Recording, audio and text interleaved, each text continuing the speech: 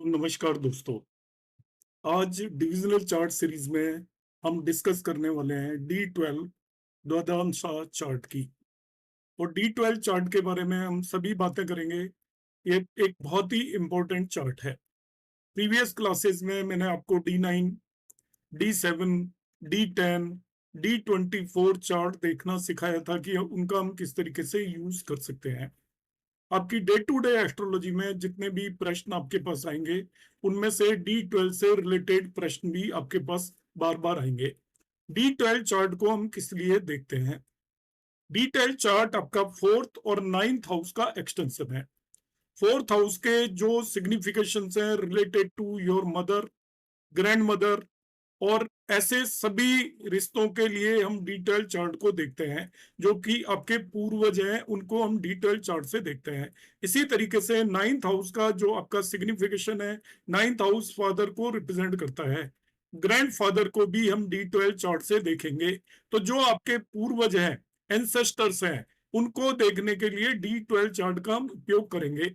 आपके पास प्रश्न आ जाता है कि आपकी मदर से आपके कैसे रिश्ते रहेंगे, आपके फादर से कैसे रिश्ते रहेंगे, आपके फादर कितनी वेल्थ होगी उनके पास, और आपकी मदर के पास क्या वेल्थ होगी, आप किस फैमिली को बिलोंग करते हैं, या कोई भी व्यक्ति उसकी आप कुंडली देखकर ये बता सकते हैं कि उसके एंसेस्टर्स की क्या फाइनेंशियल स्टेटस होगा, सोसाइटी में उनका क्या स्टेटस होगा, उनकी कैसी हेल्थ होगी, उनकी कब डेथ होगी, और आपसे उन नेटिव के अपने फादर ग्रैंडफादर से कैसे रिश्ते रहेंगे, वो उनके साथ रहेंगे या दूर रहेंगे। तो वो सभी प्रश्नों का जब आपको जवाब देने की जरूरत पड़े, तब आपको फोर्थ और नाइन्थ हाउस तो एनालाइज करना ही है बर्थ चार्ट का, मगर उससे भी ऊपर और उससे भी ज्यादा प्रायोरिटी आपको D12 चार्ट के को देनी है। तो अपने भी एंसेस्टर या पूर्वजों के बारे में जो भी कुछ जानना है आपको, या आपके किसी भी नेटिव के पूर्वजों के बारे में जो भी प्रश्नों का आंसर ढूंढना है, तो आपको D12 चार्ट पर जाना पड़ेगा। D12 चार्ट जो होता है, इसका एप्लीकेशन है mainly, this chart is seen for things of parents and grand parents. माता पिता, दादा दादी, इन सभी के लिए देखते हैं। The lineage of the person, जो आपके ऊपर की जो भी पीढ़ी है, आपसे पहले वाली पीढ़ी को देखने के लिए, सभी को देखने के लिए D12 चार्ट, जिसे हम पितृ और मातृ पक्ष बोलते हैं, वो सभी इसी से देखा जाता है। It is link between past and the present. आप प्रेजेंट हैं और वो आपके पास्ट है, इन दोनों के बीच का आपको लिंक देना देखना है कि आपका अपने पास से क्या लिंक है। तो आपको D12 चार्ट देखना पड़ेगा। इस जन्म में आपके जो माता पिता बने हैं, वो इस D12 चार्ट की वजह से ही बने हैं। क्यों बने हैं उसका रीजन भी हम इसमें ढूंढ सकते हैं कि आपके माता पिता वो क्यों क्यों बने, आपके जो पूर्वज थे वो उनके पास ही आपने क्यों जन्म लिया।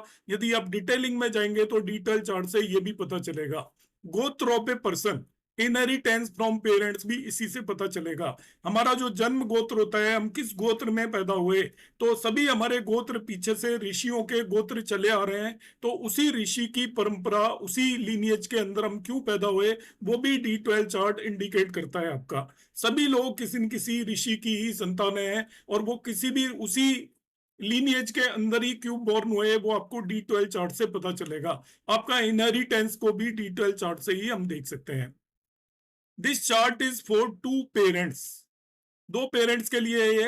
आप दादा दादी जनरली हम नहीं देखते, मगर मदर फादर तो हम इससे देखेंगे ही देखेंगे। जो लोग डिटेल में यदि इसको स्पिरिचुअली स्टडी करें, तो एक बहुत ही इंपॉर्टेंट चार्ट हो जाता है। आप इन चीजों का कारण ढूंढ सकते हो कि आपके जो पिता हैं वही आपके पिता क्यों बने, आपकी जो माता है वही आपकी माता क्यों बनी, आपने पूर्व जन्म में ऐसे कौन से कर्म किए थे कि वही आपके फादर बने हैं, उनके ऊपर आपका कौन सा, जब हमारे फादर होते हैं उनके ऊपर हमारा ऋण होता है, तभी वो हमें बड़ा करते हैं, पालते हैं, पोसते हैं, और हमारे ऊपर भी उनका ऋण होता है बदले में। जब वो बुजुर्ग हो जाते हैं और उनकी ऐसी कंडीशन हो जाती है कि वो अपना देखभाल नहीं कर पाते, तो हम उन्हें पालते हैं, पोसते हैं, उनका ध्यान रखते हैं। तो ये सभी हमारे पूर्व जन्म के कर्मों पर बेस्ड है। आपने इस जन्म में जो कर्म लिया है, उसका जन्म लिया है, उसका बहुत बड़ा कारण D12 चार्ट भी होता है।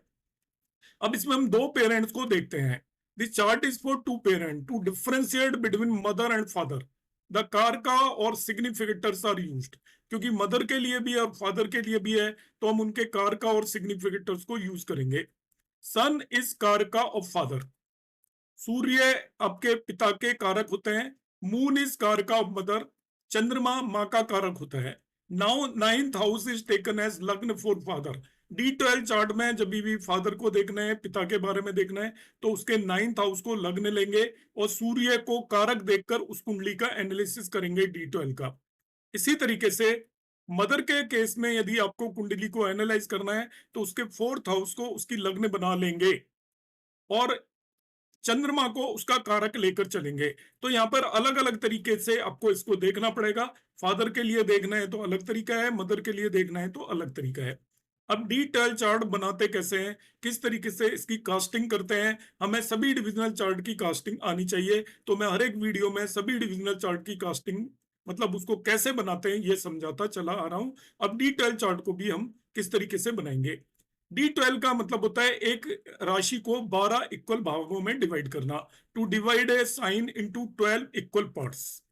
जब हम 30 डिग्री के एक साइन को 12 पार्ट्स में डिवाइड करेंगे तो हर एक के हिस्से में 2.5 डिग्रीज आएंगी।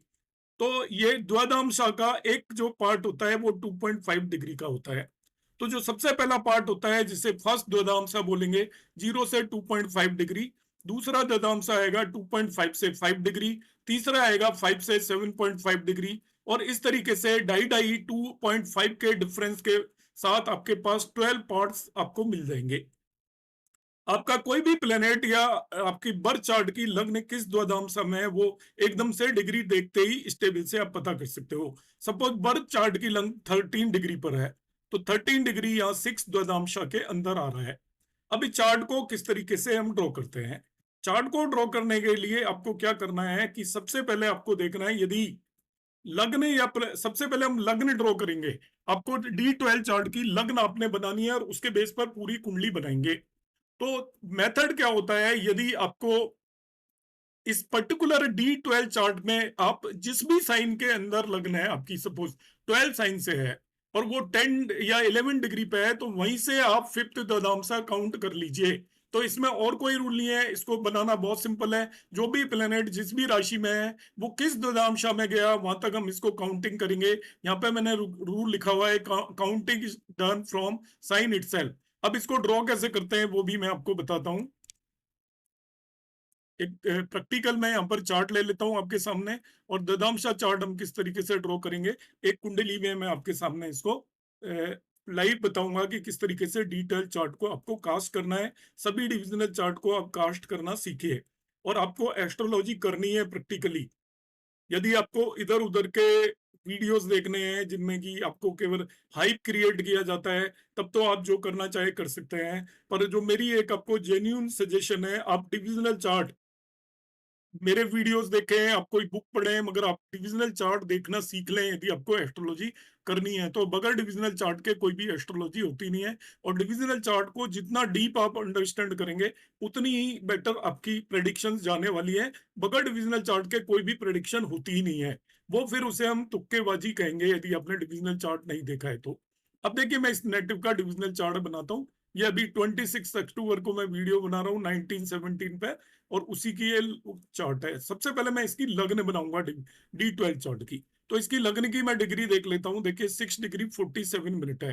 तो 0 से 2.5 फर्स्ट द्वादशांश आएगा, 2.5 से 5 सेकंड और ये थर्ड द्वादशांश में है। तो 2 साइन से 3 काउंट कर लीजिए, 1 2 3।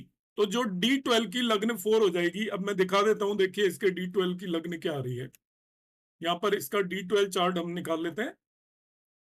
ये D12 चार्ट यहाँ पर आ गया, देखिए इसकी लग्न 4 हो गई। इतना सिंपल है, हम इस तरीके से लग्न निकालेंगे। और एक दो प्लेनेट रख के मैं बता देता हूँ आपको कि सपोज मुझे यहाँ पर मार्स रखना है D12 में। तो मार्स आ रहा है 2 डिग्री 35 मिनट। 2 डिग्री 35 मिनट का मतलब ये सेकंड द्वादशांश में आ गया। 2 डिग्री 30 मिनट तक फर्स्ट होता है और 2 डिग्री 35 मिनट का मतलब सेकंड द्वादशांश में आ गया। तो 4 साइन में मार्स था तो वहां से 2 काउंट कर लीजिए, 4 5। तो मार्स 5 साइन में आएगा। तो मैं दिखा देता हूं आपको जस्ट फॉर चेकिंग कि मार्स 5 साइन में भी आ रहा है कि नहीं।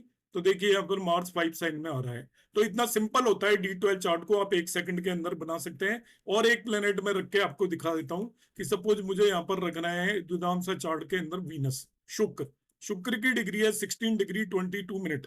तो ये 7 द्वंद्वांशा में आएगा। 15 डिग्री तक 6 द्वंद्वांशा आ जाते हैं, ये 7th में आएगा। 8 साइन में है तो वहां से आप 7 काउंट कर लीजिए, तो वो 2 साइन आएगा 7 काउंट करने पर। तो वीनस 2 साइन में होगा, हम देख लेते हैं 2 साइन में है या नहीं वीनस। तो देखिए D12 चार्ट के अंदर वीनस 2 साइन में है, तो इस तरीके से हम D12 चार्ट को आसानी से बना सकते हैं। तो आपको ये ड्रॉ करना अब आ गया होगा होपफुली। आप एक दो चार्ट ड्रॉ करके प्रैक्टिस कर लें, और ये बहुत ही इजी बनाने हैं। अब हाउ से सिग्निफिकेशंस ऑफ D12, सबसे इंपॉर्टेंट काम यह है, अब बर्थ कुंडली के सभी 12 भावों के सिग्निफिकेशंस आप जानते हैं।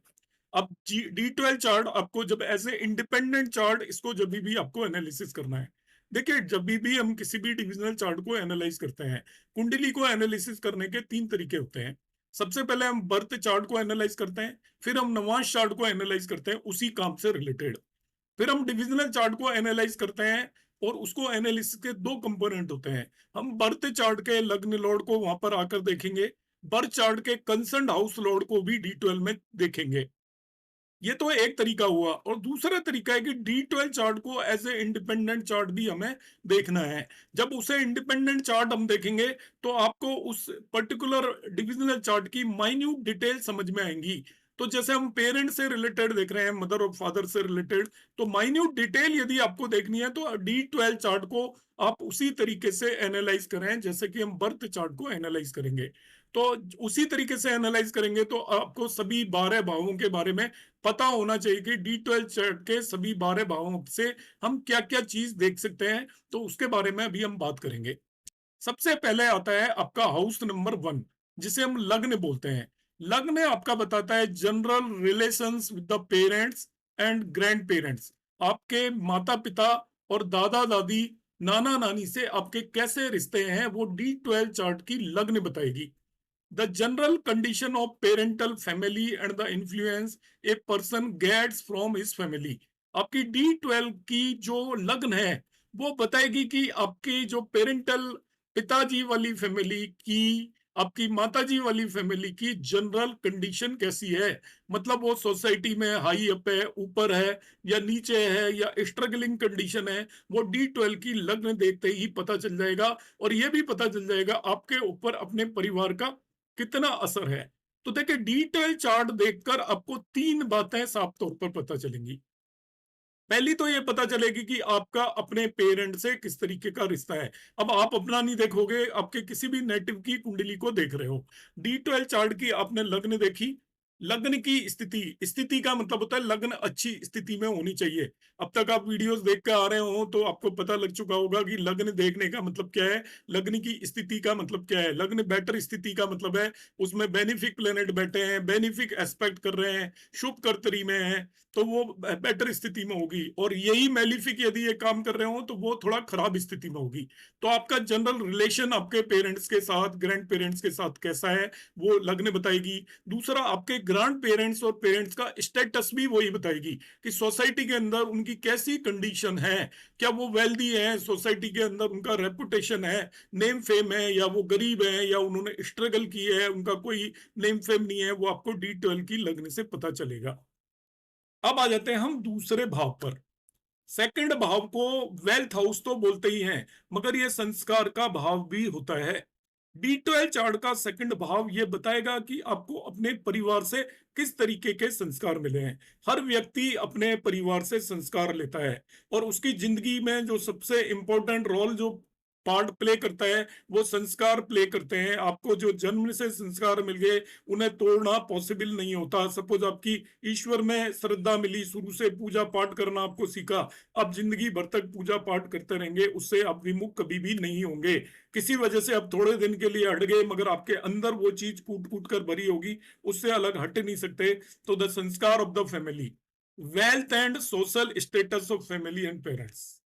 अब ये परिवार की वेल्थ को बताएगा पेरेंट्स की को, कि आपके पेरेंट्स वेल्दी हैं या नहीं है, ये आपको सेकंड हाउस बताएगा।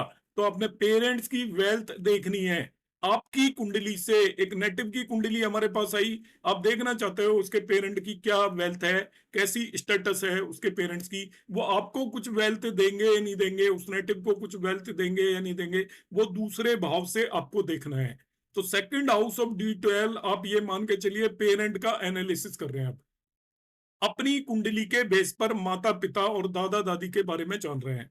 तो फर्स्ट हाउस ने बताया उसका आपसे रिलेशन और उनका जनरल कंडीशन। सेकंड हाउस उनकी वेल्थ और स्टेटस को बताएगा सोसाइटी में। The support native gets from parents भी सेकंड हाउस से पता चलेगा कि सेकंड हाउस की अच्छी स्थिति है तो आपको अपने पेरेंट्स से बहुत अच्छा सपोर्ट मिलेगा।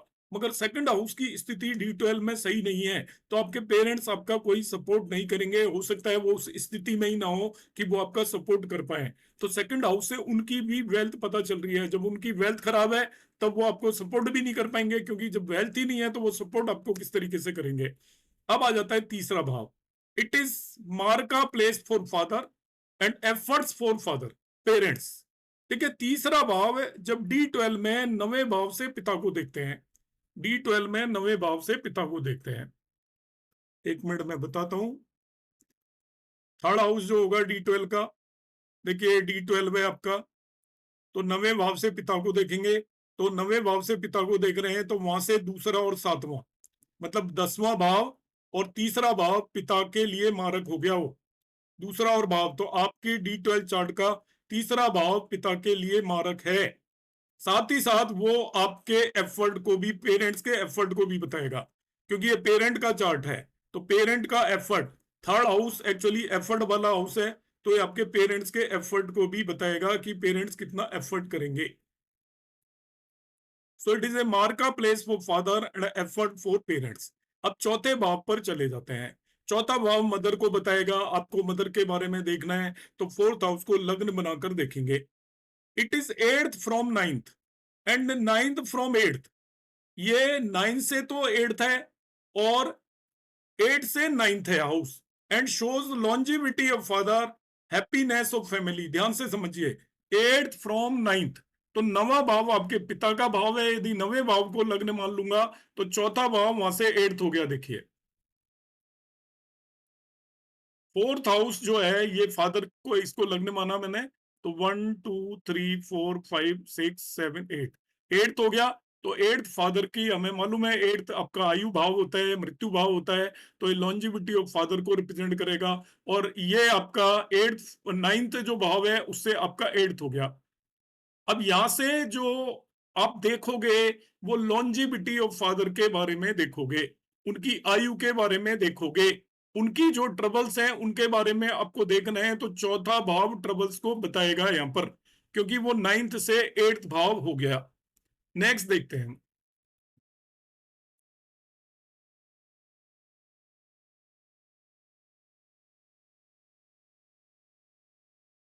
It is ninth from eighth, shows longevity of father and happiness of family.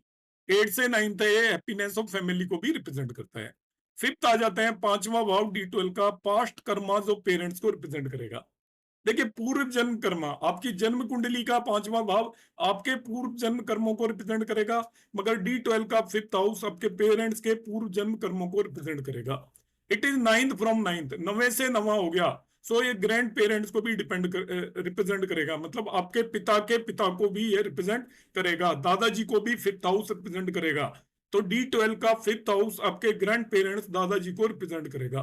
It is fifth from लग्ना, child for parents, mean self को भी रिप्रेजेंट करेगा। ये आपको रिप्रेजेंट करेगा D12 का फिफ्थ हाउस, क्योंकि D12 पेरेंट्स का हाउस वो है चार्ट, उससे पांचवा भाव पेरेंट्स के चाइल्ड को रिप्रेजेंट करेगा। और आप भी पेरेंट के चाइल्ड हो तो आपके अपने बारे में भी देखना है, तो D12 के फिफ्थ हाउस से हम देखेंगे। This relation of fifth house with sun, moon, ninth and fourth house indicate relation of native with parents. अब ध्यान से देखिएगा, आपके रिलेशन आपको अपने पेरेंट्स के साथ देखने हैं। तो D12 चार्ट में मैंने बताया था कि D12 चार्ट आपके रिलेशंस को बताएगा विद द पेरेंट्स। इसको थोड़ा समझने की कोशिश करें, यहाँ पे मैं बार बार ये एग्जांपल ले रहा हूँ। ये D12 चार्ट है, जो पांचवा भाव एक्चुअली आप देखिए, this is the fifth house. ये आपका, ये पेरेंट्स को, इसको लग्न मान लें तो पेरेंट्स की संतान को रिप्रेजेंट करेगा पांचवा भाव। आप पेरेंट की संतान है तो आपको रिप्रेजेंट करेगा। अब इस पांचवें भाव का किसी भी तरीके से चौथे और नवे भाव से जो लिंक है, चौथा भाव इसमें मदर का है, नवा भाव फादर का है, तो चौथे और नवे भाव से इनका लिंक, साथ ही साथ जो कारक है, फादर का कारक सूर्य है और मदर का कारक मून है, किस तरीके का लिंक है वो आपका अपने मदर और फादर से रिश्तों को इंडिकेट करेगा कि आपके अपने मदर और फादर से किस तरीके के लिंक होंगे। फिफ्थ हाउस का, fifth house means fifth Lord को भी देखोगे आप। फिफ्थ हाउस का मतलब हो गया फिफ्थ लॉर्ड ऑल्सो।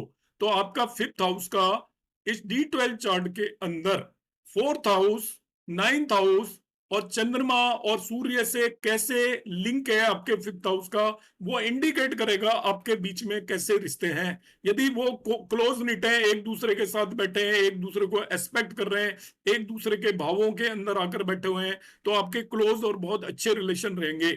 मगर वो एक दूसरे से किसी तरीके का लिंक बनाकर नहीं चल रहे हैं D12 चार्ट के अंदर, तो उनके बीच के बहुत अच्छे रिश्ते नहीं होंगे। यहां पर मैं जरा देखने की कोशिश करता हूं। ये फिफ्थ हाउस है, इसके अंदर 8 साइन है, इसका लॉर्ड हो गया मार्स। फर्दर हम देखते हैं जो नाइन्थ लॉर्ड है आपका वो हो गया जुपिटर, एंड फोर्थ लॉर्ड हो गया हमारा वीनस। तो हम देखते हैं कि मार्स का या फोर्थ हाउस का मून, सन, वीनस या जुपिटर से किसी तरीके का कोई रिश्ता हो रहा है क्या। तो ये फिफ्थ हाउस है, आप देखिए जुपिटर यहां पर बैठा हुआ है, नाइन्थ लॉर्ड। ये देखिए 12, 11, 10, 9 आपके फिफ्थ हाउस को एस्पेक्ट कर रहे हैं। जुपिटर फिफ्थ हाउस को एस्पेक्ट कर रहे हैं, तो आपके फिफ्थ हाउस पर आपके फादर का एक तरीके से यहां पर असर आ रहा है, तो आपके रिलेशंस को वो एक स्ट्रॉन्ग बनाता है। ऐसे ही आपका जो फिफ्थ लॉर्ड है मार्स, वो भी जुपिटर को एस्पेक्ट कर रहा है। फिफ्थ लॉर्ड मार्स जुपिटर को एस्पेक्ट कर रहा है, तो वो आपके दोनों के बीच के रिश्ते को इंडिकेट कर रहा है, फादर और आपके बीच के रिश्ते को। इसी तरीके से देखते हैं, देखिए फोर्थ लॉर्ड इस कुंडली में वीनस, वो भी आपके फिफ्थ हाउस को एस्पेक्ट कर रहा है। तो जो फोर्थ लॉर्ड है वो भी फिफ्थ हाउस से रिश्ता बना रहा है। तो यहां पर बहुत क्लोज रिलेशंस आपके बनते हुए नजर आ रहे हैं, fifth house and fourth house और नाइन्थ हाउस के बीच में। इसका मतलब इस पर्टिकुलर नेटिव के अपने मदर और फादर से काफी क्लोज और प्रगाढ़ रिश्ते होंगे, अच्छे रिश्ते होंगे, ये हम प्रेडिक्ट कर सकते हैं। उसके बीच में अप डाउन हो सकते हैं, उसको और डिटेल में आप स्टडी कर सकते हो, क्योंकि मैं केवल फिफ्थ हाउस यहां पर नहीं बता रहा हूं, मैंने आपको थोड़ा आइडिया दिया है कि हाउ टू एनालाइज दैट। जाते हैं हम यहाँ पर सिक्स्थ हाउस की बात करेंगे इसी पर्टिकुलर कुंडली के केस में। सिक्स्थ हाउस बताएगा the debt of the parents, माँ बाप का क्या उधार है, which may be inherited by the native. मतलब आपको माँ बाप का कौन सा उधार, कई ऐसा होता है कि माँ बाप उधार छोड़ के चले जाते हैं या बुजुर्ग हो जाते हैं और उन्होंने काफी आपके लिए उधार लिया होता है और वो आपको चुकाना पड़ता है, वो सिक्स्थ हाउस से पता चलेगा। ये प्रोफेशन ऑफ फादर को भी रिप्रेजेंट करेगा सिक्स्थ हाउस D12 का, क्योंकि वो नाइन्थ से टेंथ हो गया। जो फादर को नाइन्थ हाउस को लग्न बनाएंगे तो 9 से 10th हो गया, इसलिए प्रोफेशन ऑफ फादर को भी रिप्रेजेंट करेगा। The disease and capacity to fight, disease of parent which are passed on the native. ये ध्यान रखना है, जो सिक्स हाउस D12 का वो ये बताएगा। आप जब इनहेरिटेड डिजीज देखते हो, आपने देखा होगा बहुत सारे लोग कहते हैं कि ये मेरी खानदानी बीमारी है।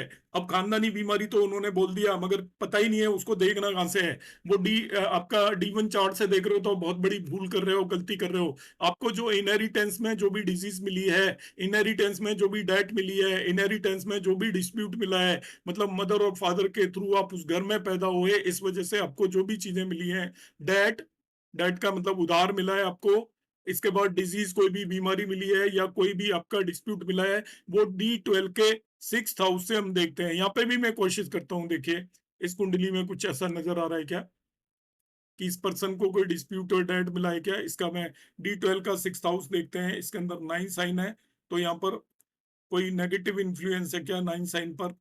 इस पर यहाँ पर कोई ऐसा कोई खास नेगेटिव इन्फ्लुएंस होता हुआ नजर नहीं आ रहा है। अब नेगेटिव इन्फ्लुएंस नहीं होता नजर आ रहा है, तो हम ऐसा मान सकते हैं कि इस पर्सन को नहीं तो इनहेरिटेंस में कोई डिजीज मिलेगी पेरेंट से, ना ही इस पर्सन को इनहेरिटेंस में। इसका लॉर्ड भी अच्छा है, सिक्स लॉर्ड आपका त्रिकोण में जाकर बैठा हुआ है, और त्रिकोण में जाकर बैठा हुआ है मगर उसको सैटर्न एस्पेक्ट कर रहा है, तो यहाँ पर थोड़ी स्थिति खराब हुई। और मार्स भी एस्पेक्ट कर रहा है, तो हो सकता है इसको कुछ डिजीज डेट वगैरह अपने पेरेंट्स के थ्रू, फादर के थ्रू मिल सकती है। तो क्योंकि फादर से क्लोजली एसोसिएटेड भी है। हालांकि मैं इस पर्टिकुलर चीज को डिटेल में यहाँ पर एनालिसिस नहीं कर रहा हूँ, मैं केवल आपको एक अंदाजा बता रहा हूँ हाउ टू एनालाइज इट। अब आपको देखना है इसको कोई डिजीज मिलेगी क्या। तो यहाँ पर पहली बात तो सिक्स हाउस पर हम देखते हैं, उस पर कोई बहुत नेगेटिव इन्फ्लुएंस सिक्स हाउस के ऊपर नहीं है, मगर सिक्स लॉर्ड पर मार्स और सैटर्न का एक इन्फ्लुएंस साफ साफ नजर आ रहा है सिक्स लॉर्ड पर। तो मार्स और सैटर्न जनरली आपके हेल्थ रिलेटेड इश्यूज देते हैं, वो आपके मेटेरियलिस्टिक इश्यूज नहीं देते, जो आपका सुख सुविधाओं में कोई कमी नहीं क्रिएट करते। तो यहाँ पर एक्सक्यूज मी, सिक्स्थ लॉर्ड पर मार्स और सैटर्न दोनों का इन्फ्लुएंस नजर आ रहा है। इसका मतलब आप कह सकते हो कि इस पर्सन को इनहेरिटेंस में डिजीज मिल सकती है। अब आप क्वेश्चन पूछोगे कौन सी डिजीज मिलेगी, कैसा पता चलेगा? तो देखिए, मार्स जो डिजीज देता है उससे रिलेटेड डिजीज मिल सकती है। सिक्स्थ लॉर्ड पर मार्स की दृष्टि है, तो मार्स आपका जनरली ब्लड प्रेशर या ब्लड से रिलेटेड डिजीज देता है। सैटर्न से रिलेटेड डिजीज भी हो सकती है। सैटर्न जनरली आपकी नर्व से रिलेटेड डिजीज देता है, नीज से रिलेटेड डिजीज देता है, पैरों से रिलेटेड डिजीज देता है, स्पाइन से रिलेटेड डिजीज देता है। तो इस तरीके की डिजीज इसको इनहेरिटेंस में मिल सकती है एट एनी लेटर एज। आपको दशाएं भी देखनी पड़ेंगी कब मिलेंगी। तो in this way we can analyse it. Further हम देखते हैं, ये मैंने आपको सिक्स हाउस बताया। अब D12 चार्ट का सेवेंथ हाउस हम देखेंगे। आपको लगने लग गया होगा, देखिए कितना ज्यादा इंपॉर्टेंट है D12, जो कि आप लोग एनालाइज करते थे या नहीं करते थे मुझे नहीं पता, मगर D12 के बारे में आपकी पूरी किताब खुल जाती है। खानदान के बारे में कुछ भी जानना है आपको, क्या इनहेरिटेंस में मिला, उधार मिला, संपत्ति मिली, वो सब ये बताएगा आपको। माता पिता से कैसे रिश्ते हैं, माता पिता का क्या स्टेटस है, वो सब D12 चार्ट से पता चल जाएगा। सेवेंथ हाउस है द पार्टनर टू प्रमोट और to continue the lineage of the family. The spouse of native is seen from here. तो यहां से वही हम देखेंगे, उस पर्टिकुलर पर्सन का स्पाउस देखेंगे जो आगे फर्दर उस खानदान को आगे ले जाने में मदद करेगा, वो आप सेवेंथ हाउस से देखेंगे। एट्थ हाउस है inheritance from parents. This can be help taken from parents. आठवां भाव आपको ये बताएगा D12 का कि आपको माँ बाप से क्या मिलने वाला है बदले में, वो क्या आपके लिए छोड़कर जाएंगे। छठा भाव तो बता रहा है क्या आपको डैड छोड़ के जाएंगे उधार, मगर आठवां ये आपके लिए क्या संपत्ति छोड़कर जाएंगे या आपकी वो क्या मदद करेंगे आपकी लाइफ टाइम के अंदर, वो आपको एट्थ हाउस बताएगा। तो इस पर्टिकुलर पर्सन की देखते हैं कि माँ बाप ने कुछ मदद की होगी या नहीं की होगी। इस कुंडली पर हम लगा कर देखते हैं, इसको एनालाइज करने की कोशिश करते हैं। D12 चार्ट के हम एट्थ हाउस को देखते हैं। तो एट्थ लॉर्ड यहाँ पर हम देखते हैं वो थर्ड हाउस के अंदर जाकर बैठ गया है। एट्थ हाउस पर किसका इन्फ्लुएंस है, उसको मार्स एस्पेक्ट कर रहा है, मरकरी भी एस्पेक्ट कर रहा है एट्थ हाउस को। इसके लिए देखिए, ट्वेल्थ लॉर्ड है मरकरी, थर्ड लॉर्ड है, दोनों इस कुंडली के लिए कोई बहुत बेनिफिक नहीं है। मगर मार्स इस कुंडली के लिए आप ध्यान से देखो तो ये योग कारक प्लेनेट है। योग कारक प्लेनेट है मतलब ये प्रोफेशन का भी लॉर्ड है और फिफ्थ हाउस का भी लॉर्ड है, वो इनके एट्थ हाउस को एस्पेक्ट कर रहा है। इसके अलावा और कोई एस्पेक्ट कर रहा है क्या? बाकी इसको एट्थ हाउस को कोई भी एस्पेक्ट नहीं कर रहा है। अब हम देखते हैं यहाँ पर मार्स और मरकरी के बेसिस पर हम देखेंगे। इसका लॉर्ड है सैटर्न, जो कि अपनी मित्र राशि में यहाँ पर थर्ड हाउस के अंदर जाकर बैठा हुआ है। थर्ड हाउस के अंदर जो मेलिफिक प्लेनेट है उनके रिजल्ट उतने खराब नहीं होते हैं। उस पर जुपिटर की एक शुभ दृष्टि है यहाँ पर, तो जुपिटर नाइन्थ हाउस से इसको एस्पेक्ट कर रहा है। तो आप यदि एज ए इसको एट्थ लॉर्ड जब सैटर्न को देखोगे तो उसकी स्थिति बेटर है। एक बेनिफिक प्लेनेट उसके साथ कंजक्टेड है, एक दूसरा बेनिफिक प्लेनेट उसे एस्पेक्ट कर रहा है, तो एट्थ लॉर्ड की स्थिति ठीक है। एट्थ हाउस को एक अति योग कारक प्लेनेट एस्पेक्ट कर रहा है। हालांकि मरकरी भी एस्पेक्ट कर रहा है, मगर योग कारक प्लेनेट मार्स भी इसको एस्पेक्ट कर रहा है। तो योग कारक प्लेनेट मार्स एस्पेक्ट कर रहा है, तो आप ये मान के चल सकते हो। और सेकंड हाउस से एस्पेक्ट कर रहा है, टेंथ लॉर्ड है, फिफ्थ लॉर्ड है। तो माता पिता इसे देखिए एजुकेशन में भी हेल्प करेंगे, माता पिता इसकी प्रोफेशन में भी हेल्प करेंगे, इनहेरिटेंस भी इसको जरूर देंगे डेफिनेटली, क्योंकि यहाँ पर सैटर्न थर्ड हाउस में है, उसको जुपिटर नाइन्थ हाउस से एस्पेक्ट कर रहा है एट्थ लॉर्ड को। तो एट्थ हाउस आपकी इनहेरिटेंस को रिप्रेजेंट करता है, या मदर फादर आपकी हेल्प करते हैं उसको रिप्रेजेंट करता है। तो आपको एक लैंग्वेज बनानी है कि किस तरीके से वो उसकी हेल्प करेंगे।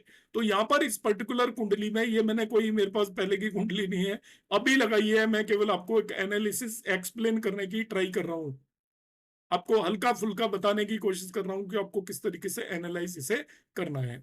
आ जाते हैं हम नेक्स्ट, देखते हैं हम एट्थ के बाद हम नाइन्थ हाउस की बात कर लेते हैं। The house for father and dharma for family, the religious training received from them. यहाँ पर इसके जुपिटर बैठा हुआ है, तो इसका मतलब जुपिटर अपना आप में धर्म का कारक है। तो इस पर्टिकुलर पर्सन के बारे में हम कह सकते हैं कि नाइन्थ लॉर्ड नाइन्थ हाउस में ही बैठा हुआ है, वो फर्दर जुपिटर भी है।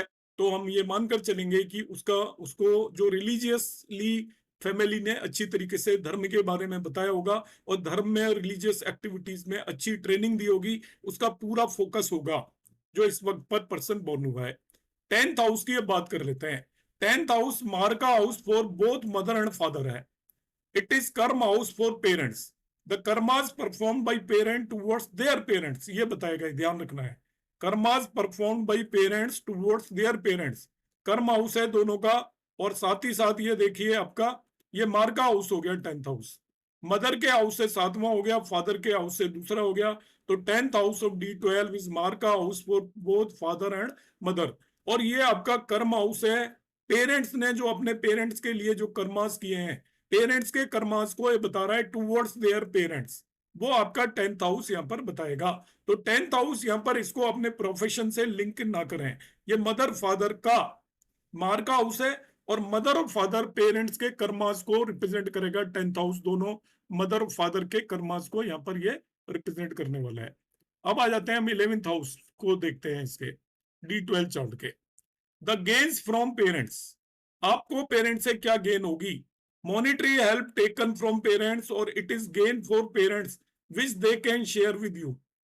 तो जो आपका 11th हाउस ऑफ D12 ये इंडिकेट करेगा कि आपको पेरेंट से क्या गेन मिला, या पेरेंट को कुछ गेन हुआ वो आपसे शेयर करेंगे, वो भी ये बताएगा, और पेरेंट्स को कोई भी गेन मिल रहा है उसको भी ये बताएगा। आपने पेरेंट से कोई भी मॉनिटरी हेल्प ली, वो भी आपका 11th हाउस इंडिकेट करेगा। देखिए 3 चीज इंडिकेट करेगा, आपके पेरेंट्स को गेन हो रही है वो ये इंडिकेट करेगा, ये भी इंडिकेट करेगा पेरेंट को कहीं कुछ गेन हुई उसमें से उन्होंने आपको क्या दिया, और ये भी इंडिकेट करेगा कि आपने पेरेंट से कौन सी मॉनिटरी हेल्प ली, तो 11th हाउस इस चीज को इंडिकेट करता है। अब आ जाता है सबसे आखिरी 12th house of the D12 chart. So this house indicate your lineage, गोत्र एटसेट्रा। 7th फ्रॉम 9th, तो ये आपका हो गया, ये 7th नहीं है एक्चुअली, 9th से 4th है, तो 9th से 4th है तो ग्रैंड मदर को रिप्रेजेंट करेगा, 4 से 9th है तो आपके नाना को भी रिप्रेजेंट करेगा, मदर के पिता को रिप्रेजेंट करेगा नाना।